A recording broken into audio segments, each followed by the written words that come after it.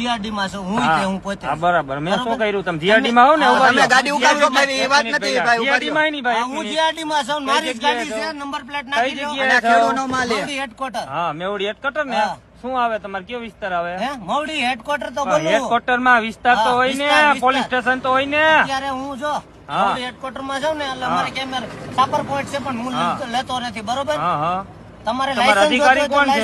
એને પૂછો ભાઈ સાપરા બરોબર વાત કરી લઈએ બરાબર મેં શું માંગ્યું તમારે તમારા લાયસન્સ જોતું હોય તો મેં આપી માંગ્યું બરોબર મેં શું કીધું બાકી તમે ખોટી અત્યારે માલ લે ને ભલે ને હોય ખેડૂનો માલ ખેડૂનો માલ ક્યાં ઉભેલો મળવાનું નથી આપો તમારે તમે મેં કીધું મને લાયસન્સ આપો મને મળો એમ તમને કીધું તમે ઉભી તમે રખાવી ને ત્યાં મળી લ્યો ઉભી તમે રખાવી અત્યારે હા મેં રખાઈ પણ ન્યા તમારી કીધે ઉભી રખાતી નથી બાપુ મને અને અહીંયા બોલાવતા હોય તમે તો ઉભી રાખી બોલાવાયો. માંગો બરોબર